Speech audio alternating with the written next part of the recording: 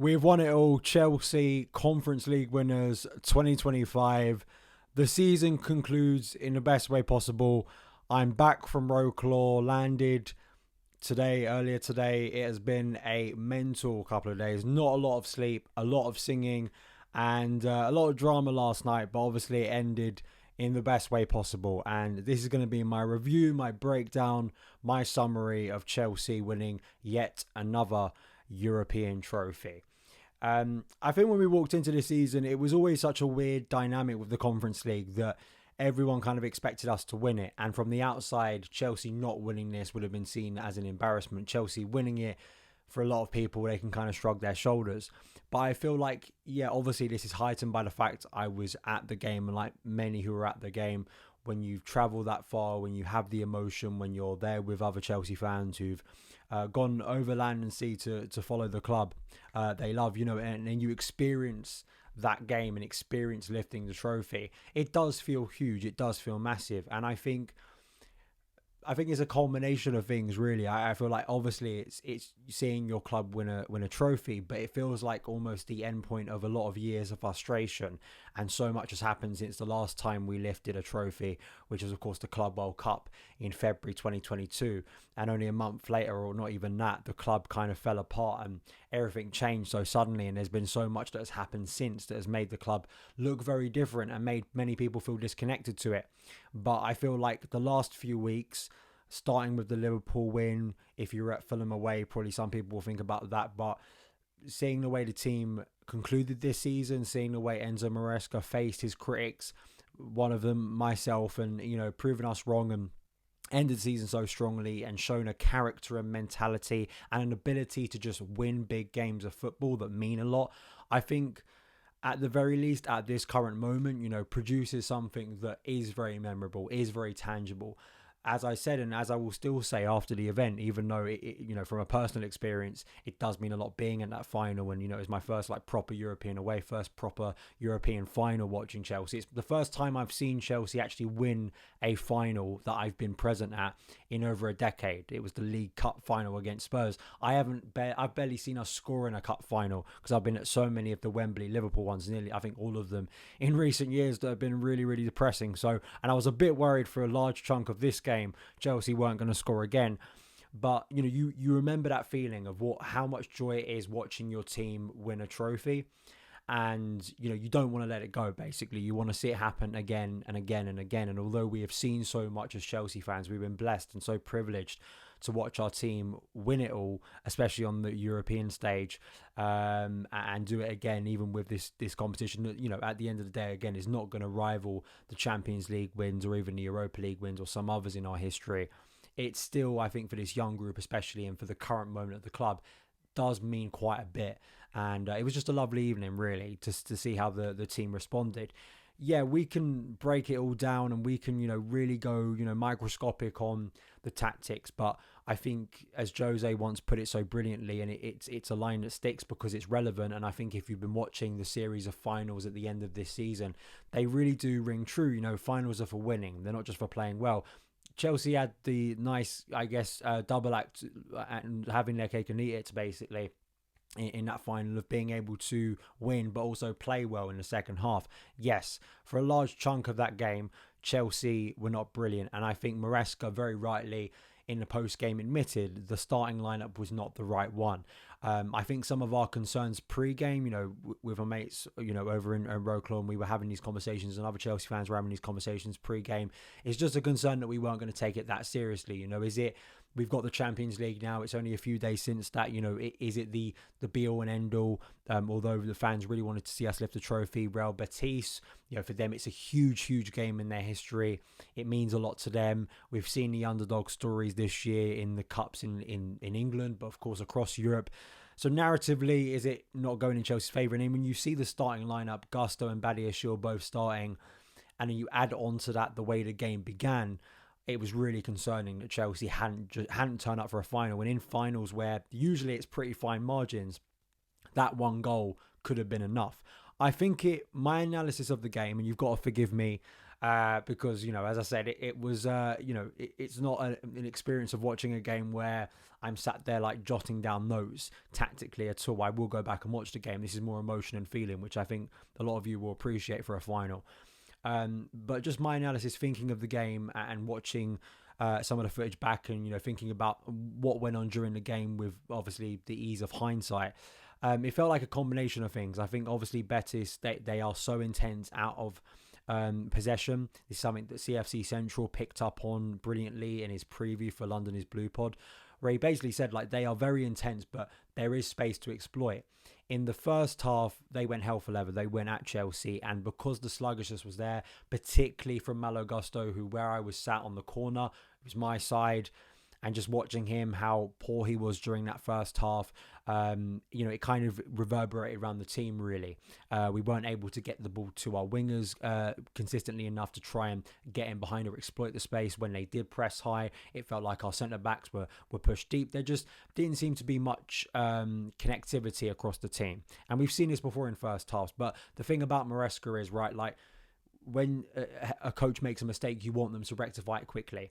And it was great to see that Reece came on literally at half time. Now, you can turn around and go, all the subs he made, Levi coming on, Reece coming on, should have been the start, right? But I think Maresca expressed post-game how carefully they're managing Reece. And listen, at the end of the day, the performance in the second half more than made up for it. Chelsea came out, and I think it was a combination of Chelsea rising several levels, finally finding the ways to get round Betis. And I also kind of think Betis kind of maybe running out of energy, running out of steam. They'd given so much in that first half, and then when Chelsea got the momentum, and I also think it's kind of that classic thing of, do you stick or twist maybe in that situation, and then when Chelsea get their equaliser, the momentum completely switches round. I think in a lot of recent finals I've been watching where it does just end 1-0, you do kind of sometimes ponder if the team chasing the equaliser does get that goal. Psychologically, how does the team that have just lost the lead respond? And I don't think Betis were able to respond that well. But I think undeniably, the genius that is Cole Palmer steps up in a European final and really wins it for Chelsea. Yes, he doesn't score a goal, but he does everything but, really. The first cross is just majestic.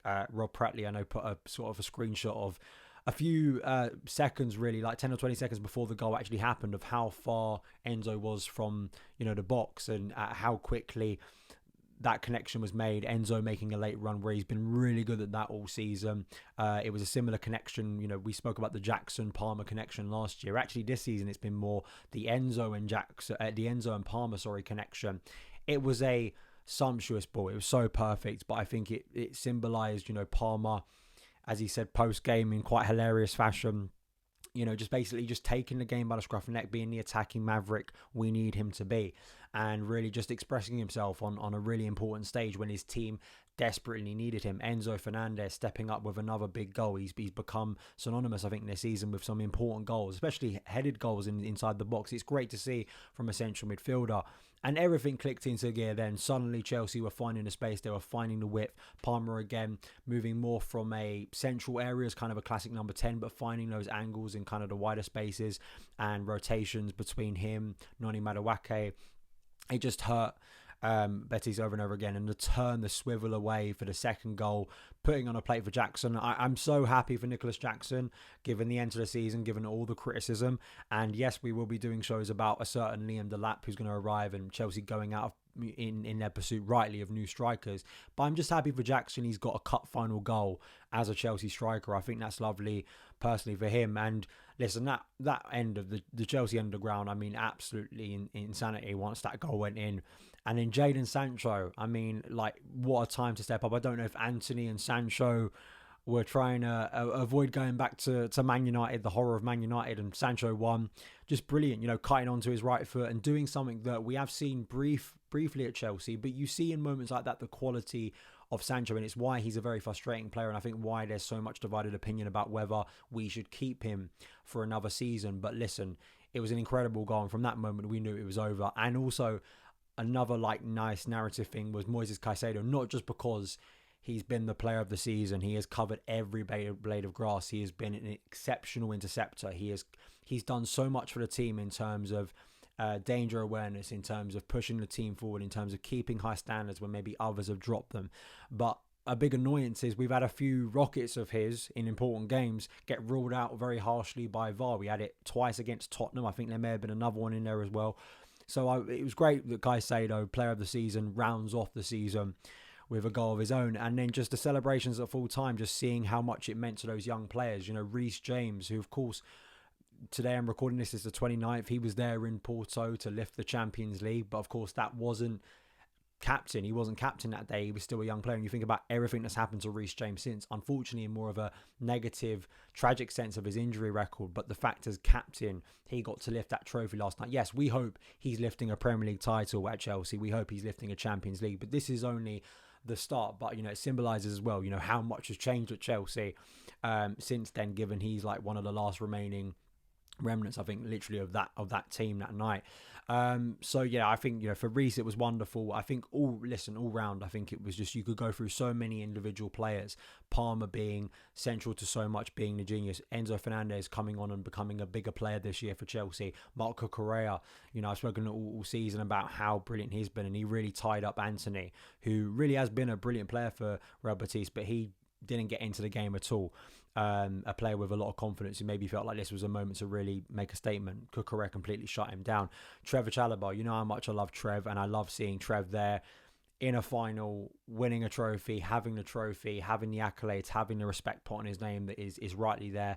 A guy who should absolutely still be here next season, and keeps on proving people wrong. And I think you doubt Trev Chalobah, his remarkable ability to respond to adversity, and I think it's a lesson not just for football, but I think for life really, of never backing down, never giving up on yourself. I just I love Trev so much, and across the team, as I say, you can keep on going, and there are individual stories within there, but I think as a collective, for the club, for especially Enzo Maresca, who is very passionately celebrating it, I've given him a lot of stick, and I know some of you guys in the comments have been going, you need to apologize, you need to, why were you so harsh on the team?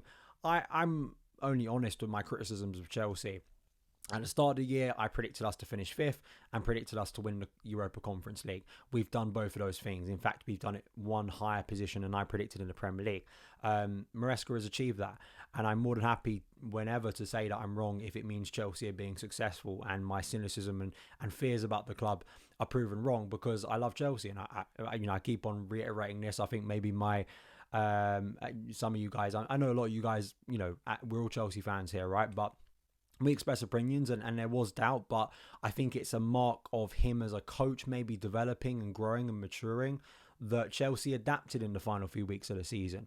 The way he spoke in press conferences slightly altered, and just the way his team played. I mean, the performances again against Liverpool, even against Man United. I know it was an awful Man United side, but to find a way to win games when you're not playing brilliantly at a time in the season when you need to get results, flipping round what Chelsea have kind of unfortunately been in recent years, where sometimes we do have good performances, but we can't get the job done. And that, of course, has not been associated in our history. But in a difficult circumstance, getting over the line on Sunday to get that Champions League football, but then being 1-0 down in a final where you're expected to win it and it isn't going right, and the opposition have got their tails up and they maybe think this is their night, psychologically that's still a big thing to turn around. Chelsea made it look pretty simple in the end, but I don't think it should just be, well, Chelsea just have better players. I think it is also, you've got to look at the sort of the camaraderie and the spirit of that team to click into gear, and especially for Reece James as a leading presence to come on the pitch and help change that, along with, of course, the incredible talent that is Cole Palmer.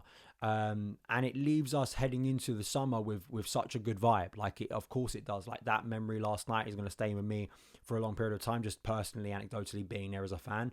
But I know for many of you, especially maybe if you're a younger Chelsea fan who I'm sure will remember some of recent triumphs, and hopefully, as I say, this is nowhere near the height of Chelsea triumphs, but it's a starting point, and I hope for this group it gives that sort of taste of winning things and wanting to go again and wanting to keep that momentum going. It's a bit of a shame that the Club World Cup comes around so quickly, because there's not going to be much time to kind of let the season marinate a bit, but I hope that winning is, if you can get it right, winning is a great habit, as we know, and as we've seen in Chelsea history, and as we see in many teams. If you get that knack of winning, if you find a way to win, if you find a way to get over the line, it can be an incredible incredible wave of momentum that can drive you forward. Now, I'm not sitting here and telling you that next season Chelsea are going to win the Premier League, because I don't honestly believe that. But what I'd like to think is the core building blocks that have been put in place, and some of the players who've really excelled this season, excelled last season, can continue to grow with a transfer window that is serious, that looks very intently at upgrading key positions in the team. Because next season is going to be intense. It is. There's no two ways about it. For Enzo Maresca, for his players, the Champions League is going to bring a lot of opportunity and a lot of excitement of being back in Europe's top tier, but it also is going to put a strain on the squad that simply has not been there because of the Conference League, and Chelsea have to juggle that with the Premier League. But there's no point moaning about it. That's what you want to be as an elite team. But I think it's about structuring the transfer window and getting a transfer window where we walk out of it with a competent enough squad. And you don't have to gain all of that from signing a load of players. Obviously, we know Esteval Willian's coming, Andre Santos is coming as well. You can bring back Georgia Petrovic.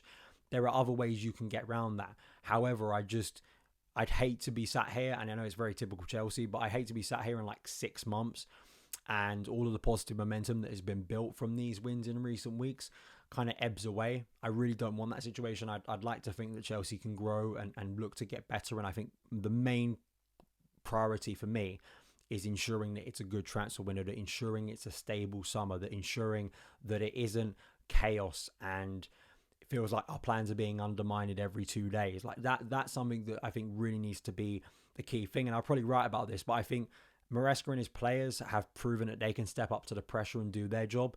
It's now on the people above Maresca to do their job and to show that they can step up to pressure when they need to, when it's required, when the club really needs it, because the finances are there, the Champions League football is there. I do think Liam Delap is a good start. Again, we're kind of going into territory of other shows here, but for Wroclaw, just an incredible experience. I mean, just really was. I mean, a nice town, and I feel kind of sorry for locals because it's like football fans go down. Unfortunately, there are idiots all the time, right? And we see that. But I have to say, even some of the Betis fans we got to communicate with, like most people are just sound, right? Like they turn up, they just there to support their club, want to enjoy the game. I do just want to quickly say as well, for some lovely people who did come up to me personally, not only on the way to Poland, but even when I was out there, who came over and said hello and expressed their love for the show. I just want to say thank you so much for that. It really means the world to me. And it's great when I meet people who enjoy the show, who follow what I do. As I said, it makes it all worth it. And thank you again. And thank you for all of you for supporting and watching and listening to the show over the course of the season. Another season comes to an end. Yes, we are saying that this is the end of the season. I'm not counting the Club World Cup. That's going to be its own little mini thing. Like, this is the end of the 24-25 campaign. Obviously, when it ends like this, you always see it in a more positive light. It's easy to look past all the negatives, because they all feel worth it in the end because you've been there for a high point, for a positive end. But obviously there's a lot to reflect on. I'm going to have Joe Tweeds on the podcast again. We're going to do another State of Chelsea, hopefully with obviously a more positive outlook than when we first did it way back in February when things were not looking that great. And it's great to reflect on that, right? It's great to look back at our opinions and, how wrong we were, how maybe there were some things we were right. Is there new things to explore? We'll delve into all of that on the show, as well as others coming up as well, as we reflect on the season that just has been, and of course looking ahead to the summer with updates around the transfer window and everything that's going to go on, because I assume it's always Chelsea with the Club World Cup as well. It's going to be a busy summer. So Chelsea have won it all. I think that pretty much covers it. Thank you so much once again for watching, for listening. Up the Chelsea. We are so back. That's the tagline for the last couple of days. We are so back. I'll see you again.